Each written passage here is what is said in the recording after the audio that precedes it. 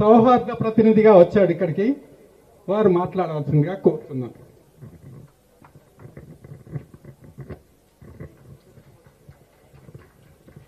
సభకు నమస్కారం. జై పెరియార్, జై పూలే, జై భీమ్. అక్కడ తమిళనాడులో పెరియార్ పుట్టాడు. 1940లో దాదాపుగా 80 సంవత్సరాల క్రితం ద్రవిడ కళగం స్థాపించాడు ఆయన.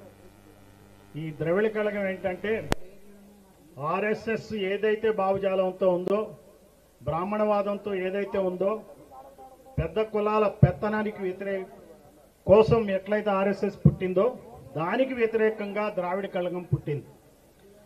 ఈ ద్రావిడ కళగం పుట్టడం దాన్ని డీకే అంటారు అక్కడ.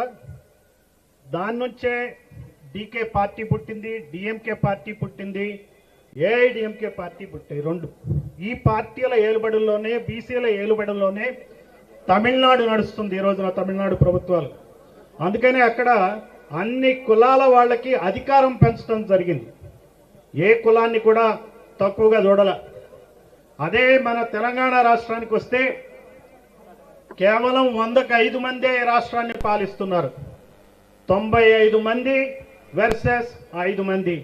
ఈ రాజకీయ యుద్ధం 5 మందికి 95 మందికి జరుగుతున్న యుద్ధం. ఈ 5 మందిలో 3 కులాలు ఉన్నాయి. 3 కులాల పేర్లు చెప్పమంటారా? మీరే చెప్తారా? నాకే మీరే చెప్పారు. 4% ఒకళ్ళు, 0.7 అంటే 0.7% ఒకళ్ళు, 0.28 అంటే 0.28% ఇంకొకళ్ళు. మొత్తం కలిపి 5%. 5గురే. మిగిలిన వాళ్ళంతా 95 మంది. ఇందాక మిత్రులు అంటున్నారు మనం ఎవరికి వ్యతిరేకం కాదు అని. నేనంట రాజకీయం అట్లా నడవదు. ఒక పార్టీకి ఇంకొక పార్టీ వ్యతిరేకమే. ఇక్కడున్న పార్టీలన్నీ ఇంకో పార్టీ మీద యుద్ధమే చేస్తున్నాయి, ఎంతకైనా దిగజారుతున్నాయి, రాష్ట్ర సంపదని దోచుకుంటున్నాయి.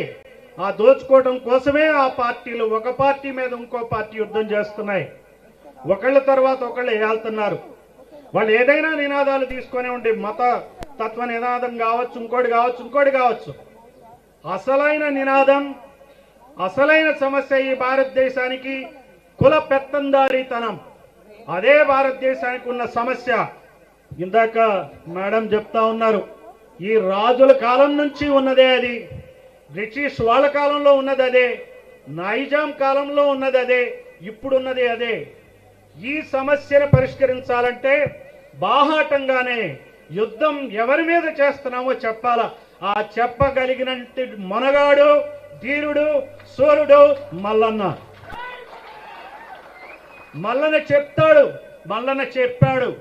అందుకనే ఈ రోజున అక్కడ పెరియార్ ఏ రకమైనటువంటి సంచలనాత్మకమైనటువంటి రాజకీయాన్ని సృష్టించాడో అదే మాదిరిగా మల్లన్న అంతే సంచలనమైన రాజకీయాల్ని చేయడానికి వస్తున్నాడని గట్టిగా నమ్ముతున్నా. ఇంతకన్నా నేను ఎక్కువ మాట్లాడను. బహుశా ఆయన పెట్టే పార్టీ గురించి మీరు ఎక్కువ మంది ఆలోచిస్తూ ఉండుండొచ్చు, ఎప్పుడా ఏమిటా పేరని చెప్పి. అందుకని చెప్పి నేను ముగిస్తున్నా. నేను ఖచ్చితంగా మల్లన్న ఆయన పెట్టిన పార్టీ తెలంగాణ యొక్క స్థితిగతులను మార్చాలని, ఆంధ్రప్రదేశ్ కాదు మరి ఏ ఇతర రాష్ట్రమైనా సరే అదే దారిలో పోవాలని చెప్పి ఆశిస్తూ సెలవు తీసుకుంటున్నాను.